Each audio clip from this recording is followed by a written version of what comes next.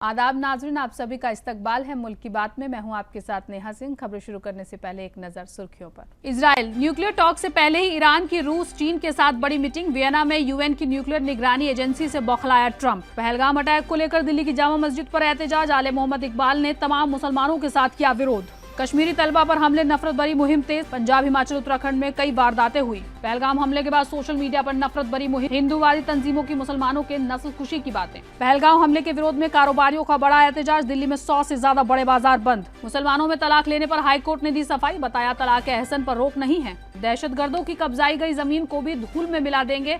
वजीर आजम नरेंद्र मोदी ने मुल्क के दुश्मनों को किया खबरदार। सरकार की ओर से बुलाई गई पार्टी मीटिंग में कांग्रेस ने उठाया पीएम के ना होने का मुद्दा। आपने बीजेपी पर स्कीमें बंद करने का लगाया इल्जाम। मेरे इलेक्शन का बायकॉट किया आपने। शिमला समेत भारत के साथ सभी समझौते खत्म करने की धमकी। पाकिस्तान का धमकी के साथ एयर स्पेस बंद करने का ऐलान। नाजरीन, हमें ऐसा खदशा है कि सच्ची खबरें दिखाने में हमें जल्द ही चुनौतियों का सामना करना पड़ सकता है और हमारे यूट्यूब चैनल तहजीब टीवी को टर्मिनेट भी किया जा सकता है। इसीलिए आपसे गुजारिश है कि हमारे नए चैनल जिसका नाम है तहजीब टीवी ऑफिशियल, आप उसे अभी सब्सक्राइब कर लें, ताकि अगर हमारा ओरिजिनल चैनल तहजीब टीवी किसी भी वक्त टर्मिनेट हो जाए तो आप आसानी से हमारे बैकअप चैनल से जुड़ सकें। हमारे नए चैनल तहजीब टीवी ऑफिशियल का लिंक डिस्क्रिप्शन में दिया गया है। शुक्रिया। ईरान और अमेरिका के दरमियान होने वाली तीसरे राउंड की न्यूक्लियर टॉक से पहले ही ईरान ने अमेरिका को एक बड़ा झटका दे डाला है। दरअसल ईरान ने रूस और चीन के साथ वियना में इंटरनेशनल एटॉमिक एनर्जी एजेंसी के साथ एक बड़ी मुलाकात की। न्यूक्लियर के इस्तेमाल पर दुनिया भर नजर रखने वाली इस एजेंसी के साथ ईरान, रूस और चीन की मीटिंग को बेहद खास और अहम माना जा रहा है, क्योंकि ईरान को अपने न्यूक्लियर प्रोग्राम को किसी भी हाल में बंद नहीं करना। यही वजह है कि ईरान जोर दे रहा है कि यूएन की न्यूक्लियर निगरानी एजेंसी IAEA ही सिर्फ ईरान के परमाणु प्रोग्राम की तस्दीक कर सकती है।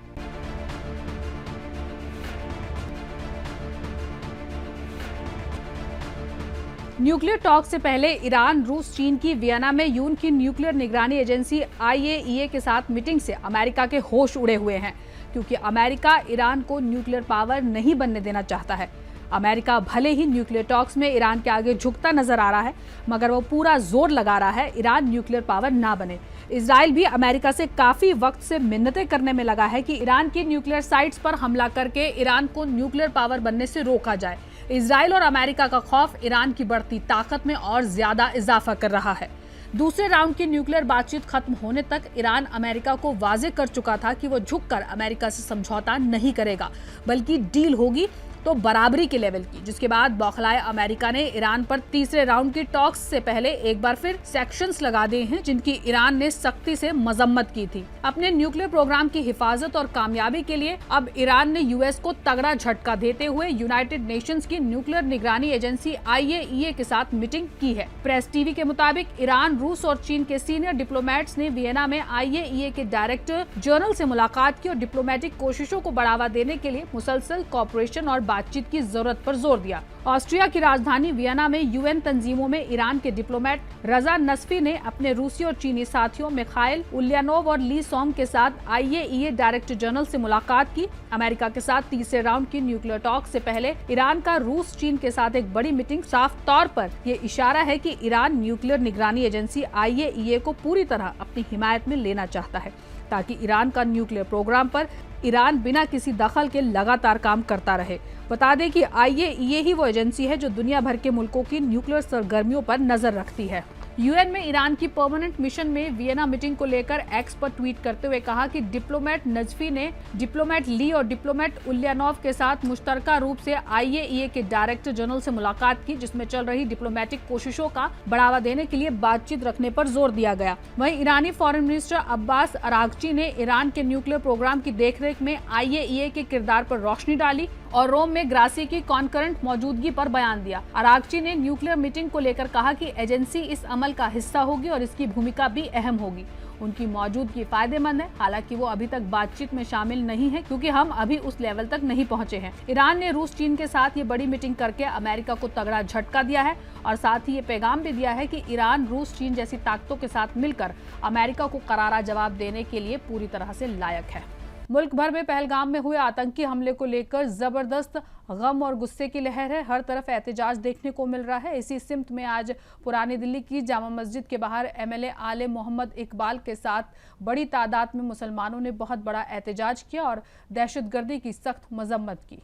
दिल्ली की जामा मस्जिद पर आज पहलगाम में हुई घटना को लेकर जोरदार एहतजाज हुआ। इस दौरान आम आदमी पार्टी के एमएलए आले मोहम्मद इकबाल के साथ बड़ी तादाद में मुसलमान तिरंगा झंडा लेकर जुम्मे की नमाज के बाद इकट्ठा हो गए।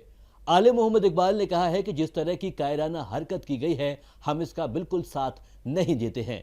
इस दौरान पाकिस्तान मुर्दाबाद और हिंदुस्तान जिंदाबाद के नारे के साथ जामा मस्जिद की सीढ़ियों पर चारों तरफ तिरंगे झंडे नजर आ रहे थे। पहलगाम आतंकवादी हमले के खिलाफ मुल्क भर में भारी गुस्सा है। लोग सड़कों पर एहतजाज कर रहे हैं। शहरों में बाजार बंद कर एहतजाज जताया जा रहा है। दहशतगर्दी का कोई धर्म नहीं होता। जिस तरीके का हमला उन दहशतगर्दों ने करा है वो नाकाबिले बर्दाश्त है। हिंदुस्तान का एक भी इंसान उसको बर्दाश्त नहीं करेगा जो हमारे मुल्क के अमन को, शांति को, भाईचारे को बर्बाद करने पे लगे हुए हैं। उसमें एक भाई मुसलमान भी हैं और 25 हमारे हिंदू भाई हैं। उनको वो इस दुनिया में नहीं रहे मगर एक एक नागरिक उनके साथ है। आप देख सकते हैं जिस पुरानी दिल्ली में आप आए हैं, पूरी पुरानी दिल्ली में आज कर्फ्यू जैसा माहौल है। ये माहौल है, एक एक दुकानदार अपनी दुकानों को बंद कर रखा है। एक एक इंसान आज यहाँ पर एहतजाज कर रहा है आतंकवाद के खिलाफ। मऊ और कश्मीर स्टूडेंट्स यूनियन ने कहा कि पहलगाम में हाल ही में हुए दहशतगर्दाना हमले के बाद शुमाली भारतीय रियासतों में कश्मीरी स्टूडेंट्स को तशद्दुद, धमकियों और फिक्रे वाराना नफरत की लहर का सामना करना पड़ रहा है, जिसमें हिंदूवादी ग्रुप हिमाचल प्रदेश, उत्तराखंड और पंजाब में तलबा को निशाना बना रहे हैं।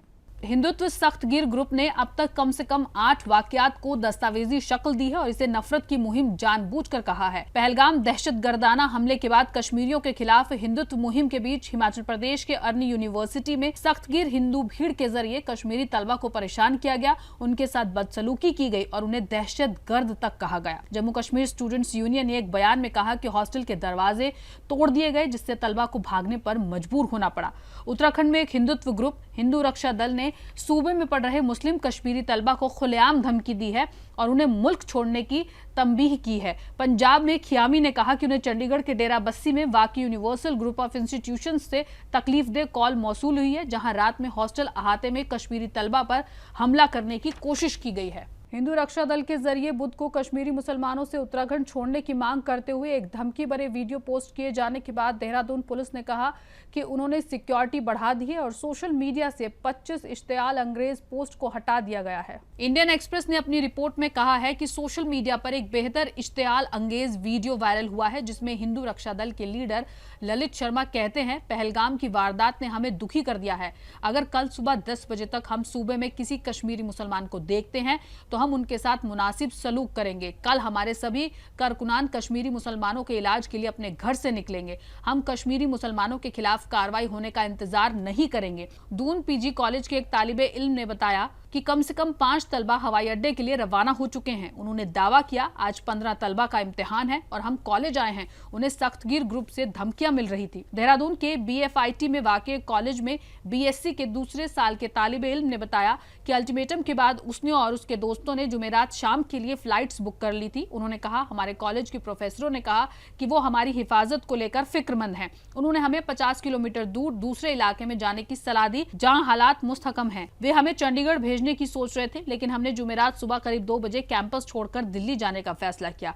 हमारे प्रोफेसर ने हमें अपनी कार और एक गार्ड भी दिया। देहरादून के senior superintendent of police Ajay Singh ने कहा कि पुलिस उन इदारों के डीन और वार्डन के राब्ते में है जहां कश्मीरी तलबा पढ़ते हैं। उन्होंने कहा, सभी को हिफाजत की यकीनदनी कराई जाएगी और अगर कोई कानून के खिलाफ कुछ भी करता है तो हम उनके खिलाफ सख्त कार्रवाई करेंगे। जम्मू कश्मीर के पहलगाम में सयाहों पर दहशतगर्दों के जरिए किए गए वहशियाना हमले के बाद हिंदुत्व तंजीमों ने सोशल मीडिया अकाउंट्स पर कश्मीर मुखालिफ और मुस्लिम मुखालिफ बयानबाजी भी शुरू कर दी है। कश्मीर में मुसलमानों की नस्ल कुशी से लेकर मुआशी बायकॉट तक की वकालत कर रहे हैं। शिवानी वैद, नीरज सिंह डोगरा और ब्लड एंड आयरन जैसे सोशल मीडिया पेजों के जरिए उनके हाथ काट दो और उनकी लाशों को लाल चौक पर लटका दो जैसे बयानों का इस्तेमाल इस्लामोफोबिया गालियों के साथ पहलगाम कश्मीर में इस्लामी दहशतगर्द हमला #बॉयकॉट कश्मीर उन्वान के तहत किया गया।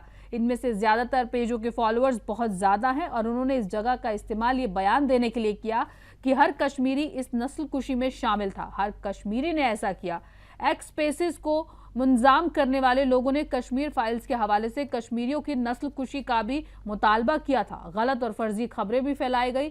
मुबाहिसों में मुखालिफ इस्लामोफोबिया गालियों का इस्तेमाल किया गया। रोहिंग्या और बांग्लादेशी जम्मू में क्यों बसे हैं? एक सार्फिन ने कहा, हम भी उनकी पैंट उतार कर देखेंगे और मारेंगे। एक अन्य आदमी ने कहा, यह भारत का 7 अक्टूबर है। कई लोगों ने जम्मू के लिए अलग केंद्र शासित प्रदेश की मरकज के जेर इंतजाम इलाके की भी मांग की। हुकूमत के खिलाफ भी तबसरे की और पूछा गया कि जिस जगह पर दहशतगर्दों ने हमला किया वहां सिक्योरिटी क्यों नहीं थी। एक अन्य आदमी ने कहा, लोग कश्मीर क्यों जा रहे हैं? पहलगाम आतंकी हमले को लेकर दिल्ली में आक्रोश जारी है। कारोबारियों ने आज बाजार बंद की कॉल की, जिसका कई तंजीमों ने साथ दिया। अलग अलग मकामों पर खिराज अकीदत इजलास और कैंडल मार्च भी निकाले गए। एहतजाजियों ने पाकिस्तान के खिलाफ सख्त कार्रवाई की मांग की और कश्मीरी पंडितों ने जंतर मंतर पर एहतजाज किया। पहलगाम में हुए दहशतगर्दाना हमले के विरोध में लोगों का गुस्सा थमने का नाम नहीं ले रहा है। टूरिस्टों की हत्या का विरोध में आज भी जगह जगह एहतजाज किए जा रहे हैं। कहीं पर खिराज अकीदत सभा का इनेकाद किया गया तो कहीं पर कैंडल मार्च निकालकर विरोध जाहिर किया गया। पहलगाम में हुए टूरिस्टों के कत्ल के विरोध में आज दिल्ली के ज्यादातर बाजार कारोबारियों की सभी तंजीमों ने बाजार बंद की हिमायत की। आजादपुर मंडी ने 26 अप्रैल को सुबह 8 बजे से 10 बजे तक 2 घंटे के लिए मंडी बंद रखने का ऐलान किया। मंडी के आड़तियों ने बंद में ताउन देने की अपील की। सीटीआई चेयरमैन ने बताया कि पहलगाम में हमले के विरोध में दिल्ली के 100 से ज्यादा बाजार 25 अप्रैल को बंद रहेंगे। सदर बाजार, भागीरथ पैलेस, नया बाजार, खारी बावली, चावड़ी बाजार, हिंदुस्तान मार्केटाइल, चांदनी चौक, कश्मीरी गेट, जामा मस्जिद, हौज काजी, मीना बाजार, मटिया महल, किनारी बाजार, नबी करीम, दिल्ली वेजिटेबल, खारी बावली, नई सड़क, चांदनी चौक, कटरा, मोरीगेट और डिप्टीगंज बर्तन बाजार समेत कारोबारी तंजीमों ने 25 अप्रैल को होने वाले दिल्ली बंद का साथ दिया है। पहलगाम में हुए आतंकी हमले के विरोध में कारोबारी तंजीम सीटीआई के बैनर तले कारोबारियों ने कनॉट प्लेस में एहतजाज किया। कारोबारियों ने काली पट्टी बांधकर कैंडल मार्च भी निकाला। वहीं जंतर मंतर पर भी प्रोटेस्ट किया गया। यहां भारत सरकार से मांग की गई है कि पाकिस्तान को दहशतगर्द मुल्क मुकर्रर कर दिया जाए। असम के एक एमएलए को जम्मू कश्मीर के पहलगाम और पुलवामा में हुए दहशतगर्दाना हमलों को साजिश रचने वाले मुबैना तबसरों के लिए गिरफ्तार किया गया है। Opposition party all India United democratic front के एमएलए अमीनुल इस्लाम ने कल दावा किया था कि फरवरी 2019 में जम्मू कश्मीर के पुलवामा में सीआरपीएफ के काफिले पर हुआ आत्मघाती हमला और पहलगाम में मंगल को हुआ हमला सरकार की साजिश थी। गिरफ्तारी की तस्दीक करते हुए नगांव के additional superintendent of police Jayant Barua ने कहा, इस्लाम को उनकी भड़काऊ बयानबाजी के लिए हिरासत में लिया गया था। उन्हें फिलहाल सदर पुलिस स्टेशन में रखा गया है। असम की नगांव पुलिस ने सोशल मीडिया पर अमीनुल इस्लाम के बयान का वीडियो वायरल होने के बाद सुओ मोटो संज्ञान लेते हुए उनके खिलाफ मामला दर्ज किया है। असम पुलिस ने एक्स पर एक पोस्ट में कहा, डींग एमएलए अमीनुल इस्लाम के जरिए पब्लिकली दिए गए भड़काऊ बयान की बिना पर जो वायरल हो गया था, जिससे हॉस्टाइल सिचुएशन पैदा होने के इम्कान थे। नगांव पुलिस आईपीसी की दफा 192, 196, 197, 1, 113, 392, 353 के तहत जुर्म के लिए एक मामला 347-25 दर्ज किया गया है और उन्हें तदनुसार गिरफ्तार किया गया है। जब पुलिस एमएलए को हिरासत में लेकर थाने ला रही थी, उस वक्त रास्ते में इल्जामों से बेपरवाह होकर कहा, मुझे सच बोलने से कोई नहीं रोक सकता। गिरफ्तारी के बाद एआईयूडीएफ के central zonal secretary Champak Kalita ने इस कदम की मजम्मत करते हुए इसे फ्रीडम ऑफ एक्सप्रेशन पर हमला बताया। कलिता ने कहा, अमीनुल ने इस मुद्दे पर सिर्फ अपनी राय जाहिर की है, उसने दहशतगर्दी का साथ नहीं दिया, उसने सिर्फ अपना नजरिया साझा किया। हर किसी को अपनी राय रखने का हक है। सरकार की जिम्मेदारी फकीरों को दूर करना है, ना कि उनके उठाने वालों को गिरफ्तार करना। हज 2025 को लेकर मुल्क भर में तैयारियां शुरू हो गई हैं। मुल्क के अलग अलग हिस्सों में हज कैंपों का इनेकाद हो गया है और हज पर जाने वालों को हज के सफर से जुड़ी मालूमात फराहम कराई जा रही है। इसी सिमत में महाराष्ट्र के जलगांव में दावत-ए-इस्लामी हिंद के जरिए हज कैंप का इनेकाद किया गया। महाराष्ट्र के जलगांव में वाकई भुसावल में मजहबी एवं समाजी तंजीम दावत इस्लामी हिंद के जरिए जिला सतही हज कैंप का इनेकाद किया गया, जिसमें बड़ी तादाद में हज मुसाफिरों ने हिस्सा लिया। तकरीब सुबह 10 बजे से शुरू होकर शाम 5 बजे खत्म हुई, जिसमें मुंबई से हाजी शब्बीर अहमद और रायपुर से हाजी आबिद खान ने हज के दौरान आने वाली परेशानियों और हज के दौरान मजहबी रसूमात के बारे में मुसाफिरों को ट्रेन किया। तकरीब में ख्वातीन के लिए बैठने का खास इंतजाम किया गया। मुंबई की दुआ के बाद कैंप का इख्तिताम हुआ। बॉम्बे हाई कोर्ट ने एक मुस्लिम खातून के जरिए अपने शौहर और सास ससुर के खिलाफ दायर मुकदमा खारिज करते हुए कहा कि सिर्फ तलाक बिद्दत यानी कि फौरी 3 तलाक बोलना ममनू किया गया है, ना कि तलाक देने की रिवायती तरीके तलाक एहसन को। बता दें कि तलाक एहसन के तहत एक बार तलाक कहा जाता है, जिसके बाद महिला को इद्दत या 3 महीने के वेटिंग पीरियड से गुजरना पड़ता है।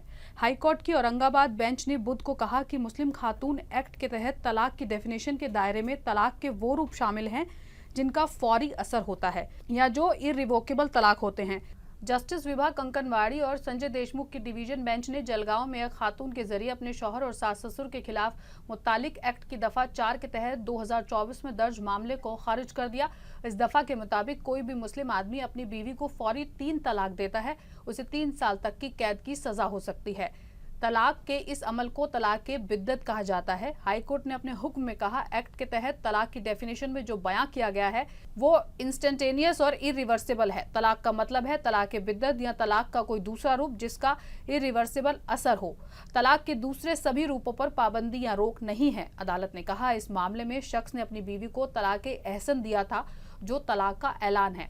इसने कहा, आखिर तलाकनामा ऐलान के 3 महीने बाद दिया गया था। तलाक एहसान का कानूनी असर सिर्फ 90 दिनों बाद लागू हुआ, जिसके दौरान कपल ने सहवास फिर से शुरू नहीं किया था। वजीर आजम नरेंद्र मोदी ने मुल्क के दुश्मनों को खबरदार करते हुए बिहार के मधुबनी में मुनक्किद कौमी पंचायती राज तकरीब से खिताब किया और पहलगाम आतंकी हमले पर सख्त अल्फाज में अपने रद्द-ए-अमल का इजहार किया। उन्होंने ऐलान किया कि दहशतगर्दों को उनके तसव्वुर से भी ज्यादा सख्त सजा दी जाएगी और अब वक्त आ गया है कि उनकी बाकी बची जमीन को भी खत्म कर दिया जाए। वजीर आजम ने कहा, 22 अप्रैल को पहलगाम की बेसरन घाटी में हुए हमले ने पूरे मुल्क को झंझोर कर रख दिया है। हमने अपने बेटों, भाइयों और शरीके हयात को खोया है। कुछ बंगाली थे, कुछ कन्नड़ बोलते थे, कुछ महाराष्ट्र से थे, कुछ महाराष्ट्र से थे, कुछ उड़िया थे, कुछ गुजराती थे और कुछ बिहार से थे। आज करगिल से कन्याकुमारी तक हमारा दुख और गुस्सा एक ही है। मोदी ने कहा, यह हमला निहत्थे और बेकसूर सयाहों पर नहीं बल्कि भारत की रूह पर हुआ है। उन्होंने जोर देकर कहा, मैं ये वाज़े तौर से कहता हूं कि जिन लोगों ने इस हमले को अंजाम दिया है उन्हें और उनके आकाओं को ऐसी सजा दी जाएगी जिसका उन्होंने तसव्वुर भी नहीं किया होगा। अपने खिताब में वजीर आजम ने अंग्रेजी में दुनिया को पैगाम भी दिया, मैं बिहार की धरती से आता हूं। हम हर दहशतगर्द और उनके हिमायती की पहचान करेंगे और उन्हें सजा दी जाएगी। दहशतगर्दी से भारत की रूह को तोड़ा नहीं जा सकता, हम उनको माफ नहीं करेंगे। यानी मैं बिहार की जमीन से दुनिया को कह रहा हूं, हम हर दहशतगर्द और उनके मददगार की पहचान करेंगे और उन्हें सजा देंगे। दहशतगर्दी भारत का हौसला नहीं तोड़ सकती, हम उन्हें माफ नहीं करेंगे। उन्होंने कहा, 140 करोड़ भारतीयों की ताकत अब दहशतगर्दी के स्पॉन्सर्स की कमर तोड़ देगी। उन्होंने कहा, अब वक्त आ गया है कि दहशतगर्दी के बचे ठिकानों को भी जमीन से मिटा दिया जाए। हम जमीन के आखिरी किनारे तक उनका पीछा करेंगे और उन्हें इंसाफ के कटघरे में लाएंगे। दिल्ली में पहलगाम दहशतगर्दाना हमले पर पार्टी मीटिंग हुई। इस दौरान कांग्रेस ने पीएम मोदी की गैर मौजूदगी का मुद्दा उठाया। ऑपोजिशन ने हुकूमत को हर मुमकिन मदद का भरोसा दिया। पहलगाम में हुए दहशतगर्दाना हमले पर हुकूमत की ओर से बुलाई गई मीटिंग में यूनियन पार्लियामेंट्री अफेयर्स के वजीर किरण रिजिजू की ओर से कहा गया कि सिक्योरिटी में कहीं ना कहीं चूक हुई है। अब बाकायदा इसकी जांच करेंगे कि कैसे और कहां चूक हुई है। वहीं दूसरी ओर लोकसभा में ओपोजिशन लीडर राहुल गांधी जुम्मे को कश्मीर के दौरे पर हैं, जहां वो जख्मियों से मिले। वहीं कांग्रेस ने दहशतगर्दाना हमले पर बुलाई गई मीटिंग में पीएम मोदी के गैर मौजूदगी का मुद्दा भी उठाया। कांग्रेस सदर मल्लिकार्जुन खड़गे ने बोलने के बाद कहा कि हमने वहां पीएम की गैर मौजूदगी का मुद्दा उठाया था। सरकार की ओर से कहा गया कि पीएम को मीटिंग के बारे में सारी मालूमात तफसील से दे दी जाएगी। खड़गे ने कहा, हमने वहां की 3 टायर सिक्योरिटी निज़ाम की बात करते हुए कहा कि ऐसा कैसे हो गया। हमने इंटेलिजेंस फेलियर की बात करते हुए कहा कि सरकार की ओर से एक्शन लेने में देरी की। देश हित में सरकार जो भी कदम उठाएगी हम साथ देंगे। वहीं मीटिंग में होम सेक्रेटरी ने भी माना कि इस बात से इनकार नहीं किया जा सकता कि सुरक्षा में चूक हुई है। कश्मीर घाटी के पहलगाम में हुए दहशतगर्दाना हमले को लेकर जुमेरात को भी सियासी हलचल तेज रही। एक और जहां अहम ओपोजिशन दल कांग्रेस ने अपनी highest policy making unit Congress working committee की हंगामी बैठक बुलाकर दहशतगर्दी के खिलाफ ड्राफ्ट पेश किया, तो वहीं दूसरी ओर जुमेरात की शाम हुकूमत की ओर से मीटिंग बुलाई गई, जिसमें वजीर दिफा राजनाथ सिंह, वजीर दाखिला अमित शाह, वजीर खारजा एस जयशंकर और बीजेपी के सदर जेपी नड्डा मौजूद रहे। हुकूमत के जरिए बुलाई इस बैठक में सभी सियासी दलों के नुमाइंदों ने भाग लिया। हालांकि बिहार में रैली के चलते इसमें पीएम मोदी शामिल नहीं हुए। वहीं जेडीयू की तरफ से भी कोई नहीं पहुंचा। इस बैठक में पार्लियामेंट के दोनों ऐवानों के अपोजिशन लीडर कांग्रेस सदर मल्लिकार्जुन खड़गे और राहुल गांधी पहुंचे। बैठक शुरू होने पर सबसे पहले पहलगाम आतंकी हमले के मुतासरीन के लिए कुछ लम्हों का मौन रखा गया। दिल्ली में मेयर और डिप्टी मेयर इलेक्शन से पहले सिविक सेंटर की सिक्योरिटी बढ़ा दी गई। आम आदमी पार्टी ने इलेक्शन का बायकॉट करने का फैसला किया, जिससे बीजेपी की राहें आसान हो गई। मेयर और डिप्टी मेयर के इंतखाब को देखते हुए आज सिविल सेंटर की हिफाजत कड़ी करने के हुक्म दे दिए गए हैं। आम आदमी पार्टी ने इंतखाब का बॉयकॉट करने के ऐलान के साथ साथ चुनाव अमल में भाग न लेने के ऐलान से बीजेपी ने राहत की सांस ली है। इसकी हिफाजत में किसी भी तरह की ढिलाई नहीं बरती जाएगी। दिल्ली पुलिस के साथ साथ आउटर फोर्स भी तैनात रहेगी। आम आदमी पार्टी ने जुम्मे को होने जा रहे मेयर और डिप्टी मेयर के इंतखाब का पूरी तरह से बॉयकॉट करने का फैसला किया है। पार्टी का कहना है कि वह इस बार मेयर और डिप्टी मेयर के इंतखाब में हिस्सा नहीं लेंगे। अब दिल्ली में बीजेपी का ट्रिपल इंजन की हुकूमत है। मरकज और सूबे के अलावा अब एमसीडी में भी बीजेपी की अक्सरियत है। अब बीजेपी पूरी तरह से दिल्ली को संभाले। हमें उम्मीद है कि बीजेपी दिल्ली की आवाम के किए गए अपने सभी वादों को पूरा करेगी और कोई भी बहाना नहीं बनाएगी। आम आदमी पार्टी अपोजिशन की भूमिका बड़ी अच्छे तरीके से निभाएगी और बीजेपी को उसकी जिम्मेदारी याद दिलाएगी। साबिक मेयर शैली ओबरॉय, नेता सदन मुकेश गोयल और निगम पार्षद अंकुश नारंग ने आम आदमी पार्टी ऑफिस पर प्रेस कॉन्फ्रेंस कर मीडिया को यह मालूमात दी। इस दौरान आम आदमी पार्टी लीडरान ने 2022 से लेकर अब तक स्टैंडिंग कमेटी का गठन न हो पाने के लिए भी बीजेपी को जिम्मेदार ठहराया। उन्होंने कहा कि हमारी पार्टी ने मेयर और डिप्टी मेयर के इंतखाब में उम्मीदवार खड़ा नहीं करने का फैसला लिया है। हम मेयर चुनाव का बॉयकॉट करेंगे। बीजेपी को अब सत्ता मिलने जा रही है। दिल्ली की आवाम से बीजेपी ने जो वादे किए थे और जो ड्राफ्ट हाउस से पास हुए हैं, उनकी जिम्मेदारी अब बीजेपी की है कि वे इसे लागू करवाएं। ऐसा नहीं करने पर बीजेपी दिल्ली की आवाम के सामने एक्सपोज हो जाएगी। भारत और पाकिस्तान के बीच रिश्तों में कश्मीरदगी खतरनाक शिद्दत इख्तियार करती जा रही है। पाकिस्तान ने कहा कि हम शिमला समेत भारत के साथ सभी समझौते खत्म कर देंगे। पाकिस्तान ने इस गीदड़ भपकी के साथ एयर स्पेस बंद करने का भी ऐलान कर दिया। पाकिस्तानी मीडिया के मुताबिक उनके नायब वजीर आजम इसहाक डार ने कहा कि अगर भारत सिंधु तास मुआहिदा को खत्म करता है तो पाकिस्तान को भी शिमला समझौते समेत दूसरे समझौतों को खत्म करने का हक है। ये बात नायब वजीर आजम एवं वजीर खारजा इसहाक डार, वजीर दिफा खारजा आसिफ, वजीर इत्तला अता तारड़, वजीर कानून आजम नजीर तारड़ और दीगर ने एक मुश्तरका प्रेस कॉन्फ्रेंस में कही। इस मौके पर इसहाक डार ने राष्ट्रीय सुरक्षा समिति के निर्णय पढ़े। इसहाक डार ने कहा कि आज सलामती कमेटी की बैठक हुई, जिसमें फौजी और सिविलियन क़यादत ने हिस्सा लिया और भारत की जारियाना कार्रवाइयों के जवाब में कई फैसले किए गए। भारत एक तरफा ढंग से सिंधु तास मुआहिदा को खत्म नहीं कर सकता। अगर वो सिंधु तास मुआहिदा को खत्म करता है तो हम शिमला समझौते समेत दूसरे समझौतों को खत्म करने पर गौर करेंगे। उन्होंने कहा कि हमने भारत के जरिए उठाए गए कदमों का जवाब दिया है, लेकिन हमने उनके लिए फजाई हुदूद को बंद किया है। इसहाक डार ने इल्जाम लगाया कि भारत हमेशा इल्जाम तराशी का खेल खेलता है। अगर भारत के पास कोई सबूत है तो उसे पेश करना चाहिए।